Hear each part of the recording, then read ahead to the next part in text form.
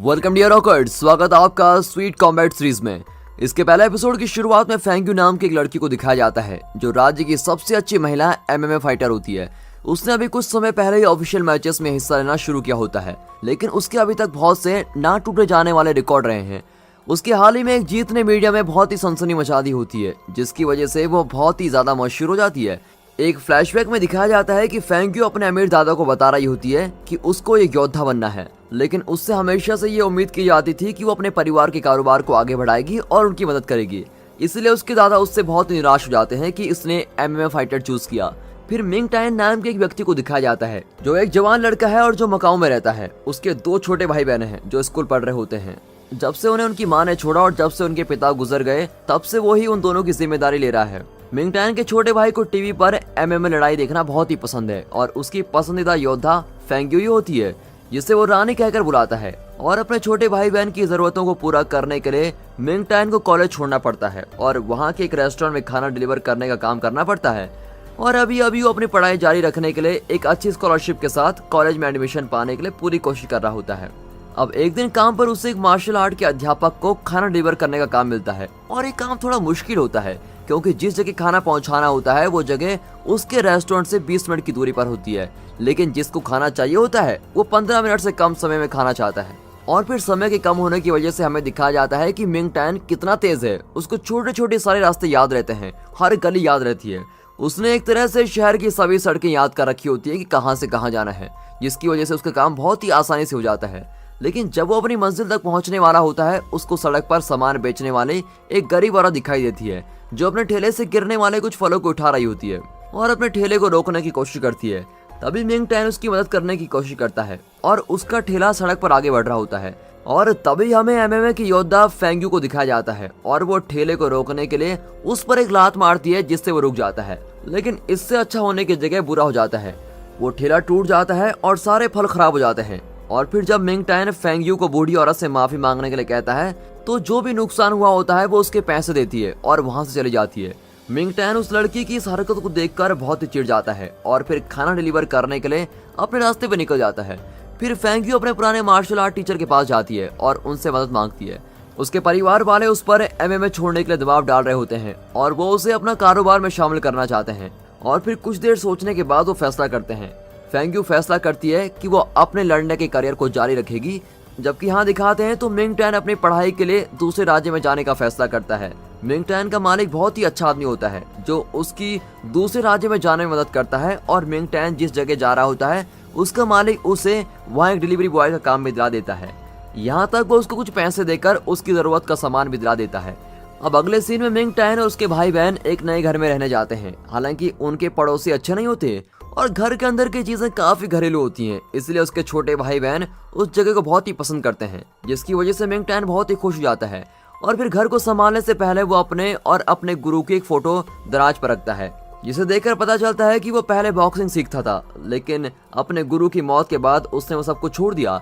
इसके बाद मिंग टायन अपने भाई बहन को स्कूल छोड़ने के बाद अपनी नई जॉब पर जाता है और फिर आखिर में पहली बार अपने नए कॉलेज में जाता है। वो ज़ेंगजी सबसे अच्छा स्पोर्ट्स कॉलेज होता है। इस साल से पहले वो पूरा कॉलेज लड़कियों का था, लेकिन अब मिंग टायन सबसे पहले वो लड़का है जो उस कॉलेज में जा रहा है। हालांकि जब वो अंदर जाता है तो उसको पता चलता है कि कॉलेज में सैकड़ों लड़कियां हैं और उनके बीच में वो अकेला लड़का है।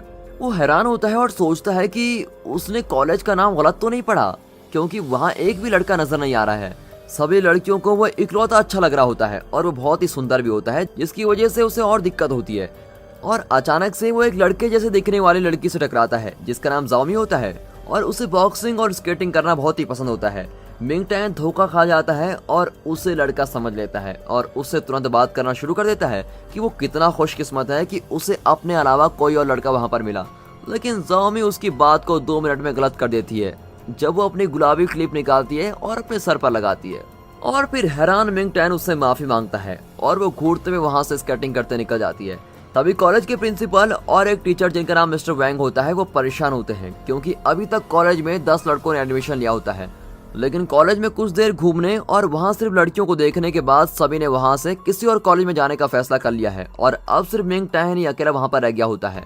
कॉलेज के प्रिंसिपल मिस्टर वैंग को आदेश देते हैं कि वो चाहे कुछ भी करे वो लड़का कॉलेज छोड़कर न जाए। उन्हें अपने कॉलेज को और आगे बढ़ाना होता है और उसके लिए कॉलेज में लड़कों का होना बहुत ही जरूरी होता है। अब बाहर लड़कियां मिंग टैन को देखकर पागल होना शुरू हो जाती हैं। वो उसका रास्ता रोकती हैं और उसकी मदद करने के लिए कहती हैं, जिसकी उसको कोई जरूरत नहीं होती। एक लड़की और जाओमी में सिर्फ इस चीज के पीछे बहस हो जाती है कि उनमें से कौन मिंग टैन को प्रिंसिपल के ऑफिस ले जाएगा, और उनकी बहस तभी खत्म होती है जब वो वहाँ थोड़ी चालाकी दिखाता है और वहाँ से भाग जाता है। वो कॉलेज में इधर उधर घूम रहा होता है, तभी उसके सामने फेंग्यू आ जाती है और वो अचानक उसे मकाओ की अजीब सी लड़की के रूप में पहचान लेता है। वो गलती से अपने बैग से उसका हाथ काट देती है और माफी मांगने की जगह उसके हाथ पर पट्टी बंधवाने के लिए उसको पैसे देती है। मिंग टैन उसके इस बर्ताव से बहुत गुस्सा होता है और वो उसे कहता है कि वो उससे माफी मांगे, लेकिन उस लड़की के लिए माफी से बढ़कर पैसे होते हैं। और वहाँ से जाने से पहले मिंग टैन उसको सनकी कहता है, जिसकी वजह से फेंग्यू को अपने बचपन की याद आ जाती है। अब एक फ्लैशबैक में हमको दिखाया जाता है कि फेंग्यू ने उस ठेले को लात एक छोटी लड़की को बचाने के लिए मारी थी, जो उसके सामने सड़क को पार कर रही थी। उसके इरादे नेक होते हैं, लेकिन इस वजह से सड़क पर सामान बेचने वाली बूढ़ी औरत को बहुत ही नुकसान होता है। अब क्लास में मिंग टैन कई लड़कियों के बीच बैठा होता है और ये साफ होता है कि इस चीज से उसको परेशानी होती है। भले ही वो ऐसी कोई हरकतें नहीं करता जिससे क्लास का ध्यान उसकी ओर जाए, पर फिर भी सारी लड़कियां उसको घूर रही होती हैं। इसी दौरान जाओमी और फेंग्यू कॉलेज की बॉक्सिंग क्लब में एक साथ ट्रेनिंग कर रहे होते हैं और इससे पता चलता है कि वो दोनों बहुत ही अच्छे दोस्त हैं जो बॉक्सिंग को बहुत ही पसंद करते हैं। जाओमी देखती है कि फेंग्यू थोड़ा परेशान लग रही है, इसलिए वो उससे पूछती है क्या हुआ है, और फेंग्यू बताती है कि नए लड़के की कई बातों की वजह से वो अपने व्यवहार के बारे में सोचने पर मजबूर हो गई है। अब अगले सीन में वो अपने घर पर होती है और मिंग टैन के बारे में सोच रही होती है। तभी एक बार फिर से फ्लैशबैक में दिखाते हैं कि जब वो छोटी थी उसके माता पिता ये नहीं मानते थे कि वो एक लड़की है और उन्हें हमेशा से ही लड़का चाहिए था। इसलिए जब वो पैदा हुई उन्होंने उसके साथ ऐसा बर्ताव किया जैसा कि वो एक लड़का है, और यहाँ तक कि उसे अपने बाल बढ़ाने और लड़कियों जैसे कपड़े पहनने भी नहीं दिए। और तब उसके भोले दिमाग ने ये बात नहीं समझी कि वो एक लड़की है, और जब उसके छोटे भाई ने जन्म लिया उसके बाद ही उसके माता पिता ने उसको लड़कियों जैसा रहने दिया। वो उस समय बहुत ही खुश हुई थी कि अब वो लड़कियों की तरह जी सकती है, इसीलिए वो उस लड़के के पास एक तोहफा लेकर गई थी जिसको वो पसंद करती थी। लेकिन उसके सभी दोस्तों ने आज तक ये सोचा था कि वो तो एक लड़का है, इसलिए वो उसको पागल बुलाने लग जाते हैं। और ये घटना उसको हमेशा बहुत ही परेशान करती रहती है, जिसकी वजह से उसे अभी भी ये पहचानने में दिक्कत होती है कि वो लड़का है या लड़की। इसी दौरान मिंग टैन के घर पर उसका छोटा भाई नींद से अपने बिस्तर में उठता है और हवा में मुक्का मारने लगता है।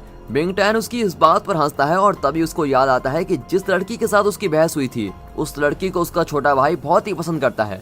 वो फिर सोचता है कि फेंग्यू की आंखें उसकी माँ की आंखों जैसी है, जिसकी वजह से उसको और भी गुस्सा आता है। अब उसी दिन कॉलेज में मिंग टैन को लगातार लड़कियां बहुत ही परेशान करती हैं, जिसकी वजह से उसका पढ़ाई पर ध्यान नहीं लगता। दूसरी ओर मिस्टर वैंग और प्रिंसिपल बहुत ही खुश होते हैं कि वो कॉलेज में रुकने के लिए मान गया है, लेकिन मिंग टैन दूसरे कॉलेज में जाने की सोच रहा होता है, चाहे वो थोड़ी कम स्कॉलरशिप ही क्यों ना दे। अब इस कॉलेज की ये खासियत होती है कि उसमें अलग अलग स्पोर्ट्स क्लब होते हैं और यहाँ के ज्यादातर विद्यार्थी पढ़ाई से ज्यादा वक्त क्लब में बिताते हैं। क्लब में उनकी योग्यता और उनकी स्किल्स को बेहतर किया जाता है और वो अपनी योग्यता को अंतर्राष्ट्रीय स्तर पर दिखा सकते हैं। कुछ लड़कियां बॉक्सिंग करती है, कुछ टेक्वांडो, कुछ जिम्नास्ट, और फेंग्यू और जाओमी बॉक्सिंग क्लब में होते हैं। सभी नए विद्यार्थियों को क्लब का दौरा करने के लिए कहा जाता है ताकि उन्हें जो क्लब पसंद आए उसमें वो शामिल हो जाएं। मिंग टैन बॉक्सिंग क्लब में जाता है और जाओमी और फेंग्यू को लड़ते हुए देखता है।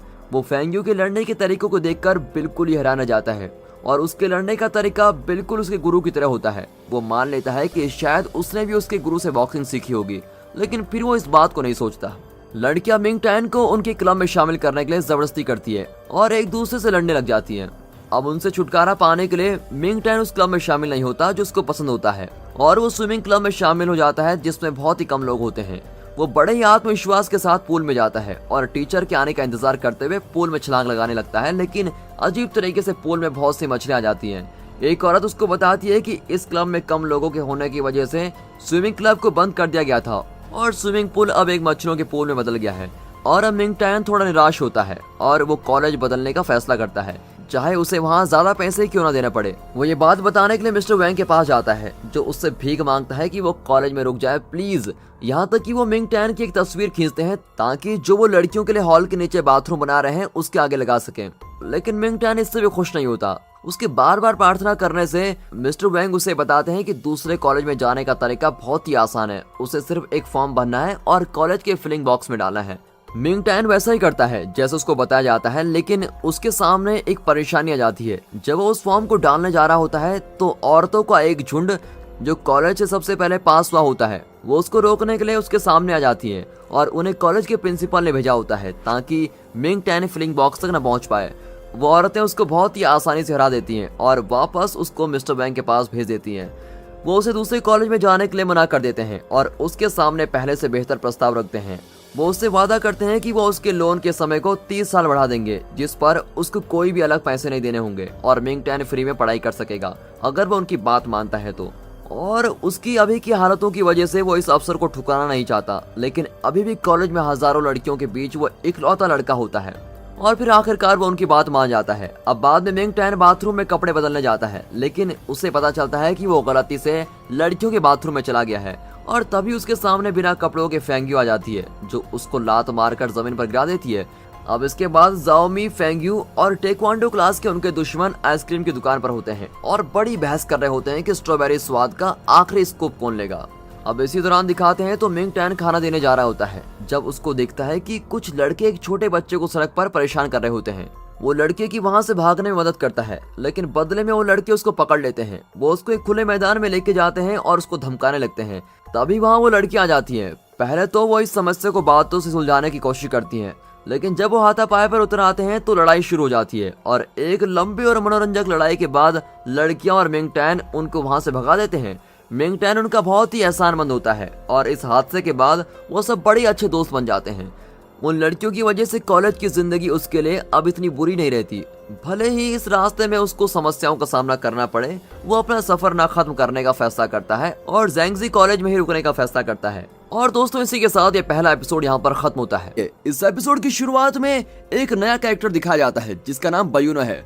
बयूनो को जैंगजी कॉलेज से एडमिशन लेटर आया होता है और वो बहुत ही खुश है कि आहा, मुझे लेटर मिल गया। उसकी माँ भी बहुत ही खुश होती है, लेकिन उसे इस बात की फिक्र होती है कि बयूनो कॉलेज चला गया तो उनकी दुकान कौन संभालेगा। खैर, अब अगले सीन में बयूनो कॉलेज जाता है। लगता है उसे इस कॉलेज के बारे में ठीक से पता नहीं था। चारों ओर लड़कियां ही लड़कियां देखकर उसका तो मुंह खुला का खुला ही रह जाता है। बयूनो को देखते ही लड़कियां बड़ी खुश होती हैं और कहती हैं, ये लो, दूसरा भी आ गया। लेकिन पहले वाले की तरह ये भी बहुत ही क्यूट है यार। अब बयूनो भी खुद को क्यूट समझने लगता है कि यार, मैं सच में क्यूट हूँ क्या। फिर कॉलेज के अंदर फेंग्यू उसको क्रॉस करके जाती है और उसको देखते ही बयूनो को कुछ कुछ होने लगता है। उसे लगता है कि दूसरी लड़कियों की तरह फेंग्यू भी उसको पसंद करेगी और ये सोचकर वो फेंग्यू को छूने जाता है, लेकिन फेंग्यू उसको उठाकर जमीन पर ही पटक देती है और नीचे गिरकर भी बयूनो फेंग्यू को ही देखता रह जाता है। तो अगले शॉट में फैंग कॉर्पोरेशन को दिखाते हैं, जो एक बहुत ही बड़ी कंपनी है। ये इस कंपनी का सीईओ है और फेंग्यू का छोटा भाई भी। एक छोटा लड़का होने के बावजूद इसे इस कंपनी का सीईओ इसलिए बनाया गया क्योंकि ये एक जीनियस है और बहुत ही समझदारी से अपनी कंपनी के फैसले लेता है। दरअसल KFC से इसका खाना डिलीवर करते वक्त मिंग टैन उन पुलिस से भिड़ गया था और इसी वजह से वो फूड को ठीक टाइम पे डिलीवर नहीं कर पाया और खाना टाइम पर न मिलने पर फेंग जोयू मन ही मन डिलीवरी वाले को डांट रहा होता है। दोस्तों, कंफ्यूज मत होना, फेंग्यू अलग है और फेंग जोयू अलग है। अब कुछ देर बाद मिंग टैन वहां पर पहुंचता है। वो फेंग जोयू को सच बताता है और कहता है कि मुझे माफ कर दीजिए, मैं आपका खाना डिलीवर नहीं कर पाया। दरअसल रास्ते में एक एक्सीडेंट हो गया था और खाना नीचे गिर गया, लेकिन फेंग जोयू उसकी ईमानदारी को नहीं देखता और डांटता है कि बहाने मत बनाओ, ठीक है, खाना न लाने के लिए मैं तुम्हारी कंप्लेंट जरूर करूंगा। और तब वहां पर फेंग्यू आती है। वो भी इस कंपनी में बराबर की हिस्सेदार है। वो फेंग जोयू से कहती है कि इसे मत डांटो, ये मेरे स्कूल में ही पढ़ता है। अच्छा, तुम्हारे स्कूल का है तो मैं क्या करूं? कंप्लेंट तो मैं जरूर करूंगा क्योंकि ये मेरा खाना नहीं लाया। इस पर मिंग टैन दोबारा माफी मांगता है और कहता है, ये मेरी गलती है सर, मुझे माफ कर दीजिए, मैं आपके लिए दूसरा खाना लाने की कोशिश करूंगा। और ये कहकर मिंग टैन चला जाता है, लेकिन फेंग जोयू उसको डांटना बंद ही नहीं करता। फिर अगले सीन में फेंग्यू अपने मामा जी की कब्र पर फूल रख रही होती है और तब फ्लैशबैक में दिखाया जाता है कि बचपन में वो अपने क्रश को गिफ्ट देने गई थी, लेकिन उसने फेंग्यू का मजाक उड़ाया था कि इतने दिनों से तो तुम लड़कों की ड्रेस पहनती थी और आज अचानक तुम लड़की कैसे बन गई? ऐसे तो सिर्फ मॉन्स्टर ही रूप बदलते हैं, तुम एक पागल मॉन्स्टर हो। और ये सुनकर छोटी फेंग्यू बहुत ही रोई थी, लेकिन उसके मामा ने उसको एक गुड़िया दी थी और बड़े प्यार से पूछा था कि तुम रो क्यों रही हो। फेंग्यू ने रोते हुए बताया कि क्लास में एक लड़के ने मुझे मॉन्स्टर कहा, मुझे बहुत ही बुरा लगा मामा जी, लेकिन इसमें उसकी भी गलती नहीं है। लड़की होकर भी मुझे मम्मी पापा ने लड़कों की ड्रेस पहनाई, मतलब मैं सच में मॉन्स्टर हूँ। अब उसकी उदासी देखकर उसके मामा जी ने कहा कि मेरे लिए तो तुम हमेशा मेरी प्यारी एंजली रहोगी। मॉन्स्टर के तो सींग होते हैं, लेकिन तुम्हारे तो सींग नहीं है, मतलब तुम एंजली हुई ना। और ये सुनकर फेंग्यू बहुत ही खुश हो गई थी और उनकी दी हुई गुड़िया से खेल रही थी। तब अचानक उसके दादाजी ने आकर उसकी गुड़िया छीन ली और उसको डांटा कि इतनी बड़ी होकर तुम गुड़िया से खेल रही हो। और इस पर फेंग्यू बहुत ही दुखी हो गई थी। अब अपने मामा जी की कब्र के सामने खड़ी होकर वो रोती है कि मैं आपकी दी हुई गुड़िया भी अपने साथ नहीं रख पाई। फिर वो कुछ देर प्रार्थना करके वहां से चली जाती है। इतने में मिंग टैन वहां पर पहुंच जाता है और फेंग्यू को कार में जाते हुए देख लेता है। दरअसल मिंग टैन अपने पिता की कब्र पर फूल रखने आया होता है, लेकिन वहां पहले से कुछ फूल रखे हुए होते हैं और मिंग टैन हैरान हो जाता है कि ये फूल पहले किसने रखे। फिर वो अपने फूल रखकर प्रार्थना करता है और चला जाता है। अब अगले दिन कॉलेज में मिस्टर वैंग, फेंग्यू, जियाओमी, दूसरी क्लास की लड़की मिया और मिंग टैन को बुलाकर पूछते हैं कि कल शाम तुम लोगों ने फिर से लड़ाई की थी ना, तुम लोगों पर कई कंप्लेंट्स आ रही हैं। और मिस्टर वैंग की डांट सुनकर मिंग टैन कहता है कि सारी गलती मेरी है सर, मुझे माफ कर दीजिए, इसलिए आप सिर्फ मुझको ही पनिशमेंट दीजिए। और अब तीनों लड़कियां बड़ी हैरान हो जाती हैं कि ऐसे अच्छे लड़के भी होते हैं इस दुनिया में, वाह। लेकिन मिस्टर वैंग कहते हैं तुम बहुत ही अच्छे लड़के हो मिंग टैन, और ऊपर से तुम कॉलेज में नए आए हो, लेकिन इन तीनों को तो कॉलेज के सारे रूल्स पता है, तो फिर इन लड़कियों ने लड़ाई क्यों की? आइंदा अगर ऐसी कंप्लेंट मेरे पास आई तो तुम्हारी खैर नहीं, समझे। और कुछ दिनों में टूर्नामेंट होने वाला है और मैं चाहता हूं कि तुम तीनों मिलकर मिंग टैन को अच्छी ट्रेनिंग दो, उसे भी तुम्हारे साथ टूर्नामेंट में भाग लेना है और हमारे कॉलेज को भी तो चैंपियनशिप जीतनी है। अब मिया उछलकर मिंग टैन का हाथ पकड़ लेती है और कहती है सर मैं इसको ट्रेन करूंगी। मिया को मिंग टैन पर बहुत ही बड़ा क्रश होता है, लेकिन मिंग टैन किसी काम का बहाना करके वहां से बच निकलता है। अब सुनहाओ नाम के एक लड़के को दिखाते हैं जो दूसरे कॉलेज का बॉक्सिंग चैंपियन है। इसने हाई स्कूल के एक बॉक्सिंग टूर्नामेंट में अपने अपोनेंट को 30 सेकंड में ही नॉकआउट कर दिया था और इस वजह से ये इंटर कॉलेज लेवल पर भी बहुत ही फेमस हो गया है।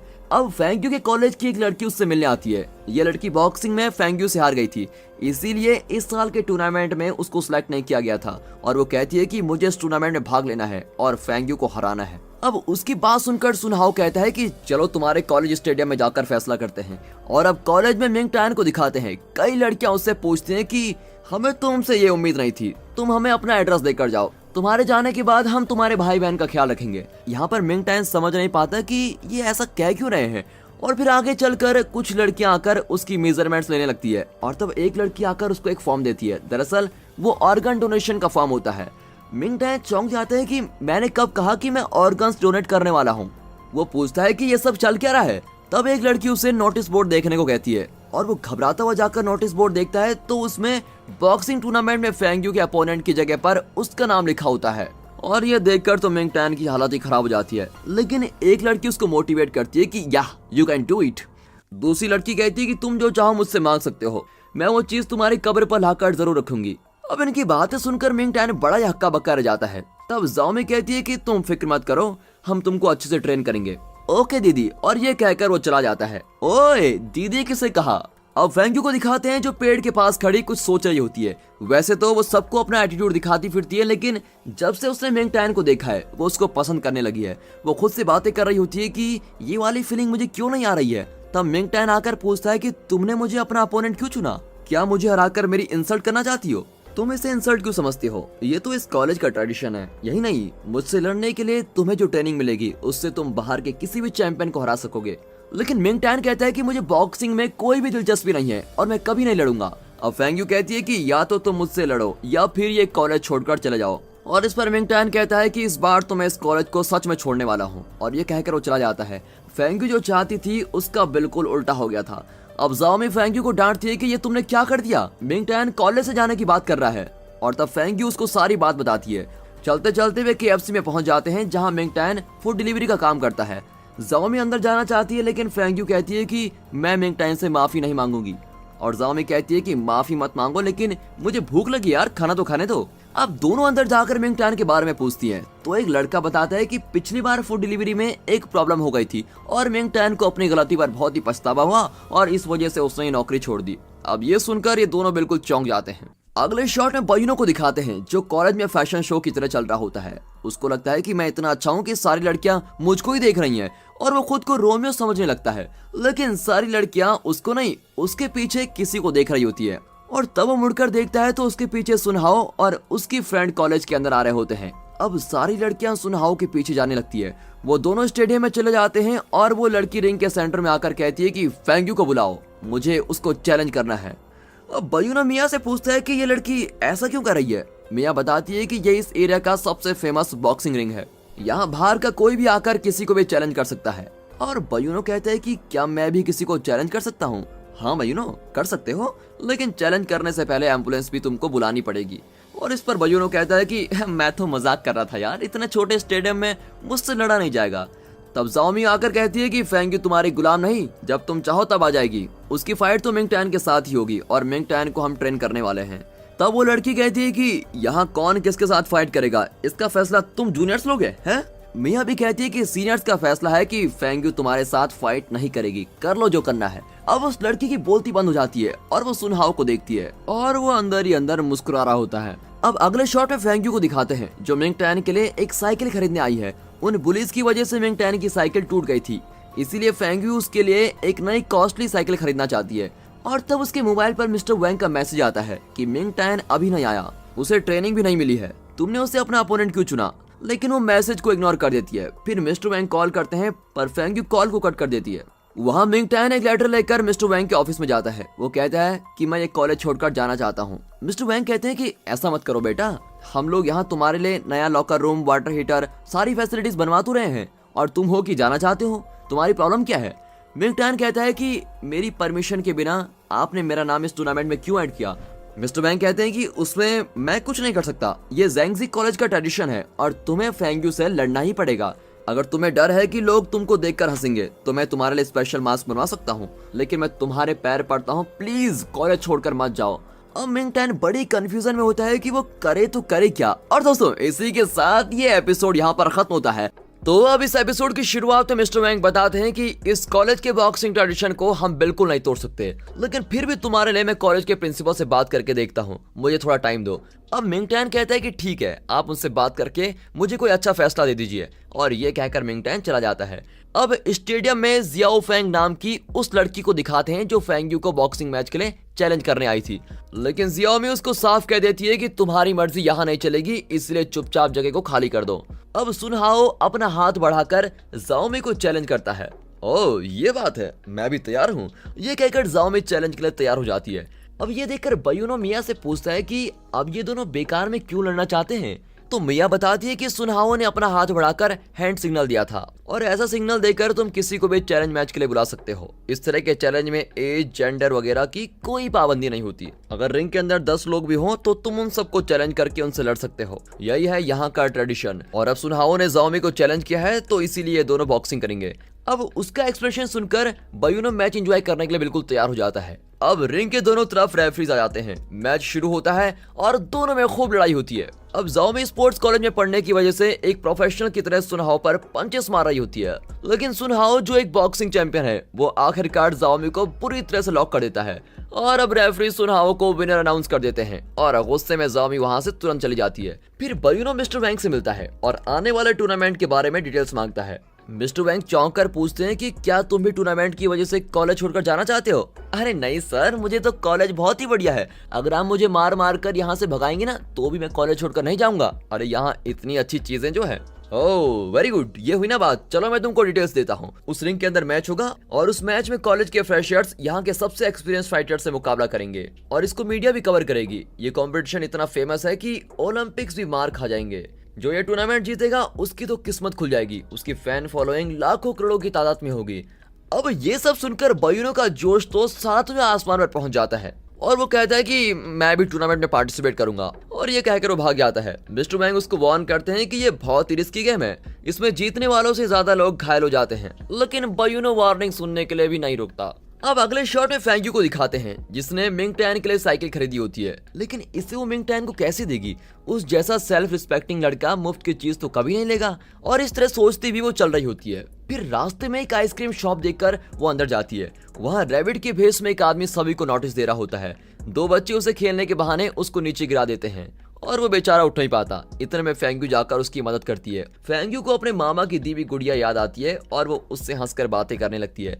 और तब हमें दिखाते हैं कि रैबिट के भेष में और कोई नहीं, अपना मिंग टैन है मिंग टैन को तो हैरानी होती है कि ये लड़की हंसकर बातें करना भी जानती है, क्योंकि मिंग टैन उसको हमेशा गुस्से और एटीट्यूड में देखता था। लेकिन फेंग यू ये नहीं जानती कि ये मिंग टैन है और वह खुशी खुशी उससे बातें कर रही होती है। फिर वो आइसक्रीम खरीद कर खाने लगती है और उसके चेहरे पर इतनी खुशी देखकर मिंग टैन को लगता है कि शायद वो बाहर से एटीट्यूड और मूडी वाली है, लेकिन अंदर से उसका दिल साफ लगता है। अब अगले सीन में दिखाते हैं कि जामी बहुत ही दुखी होती है और अपने पापा की दुकान में आती है। उसके पापा कहते हैं, लगता है बहुत दिनों बाद किसी लड़के ने तुमको हरा दिया है, मैं उससे जरूर मिलना चाहूंगा।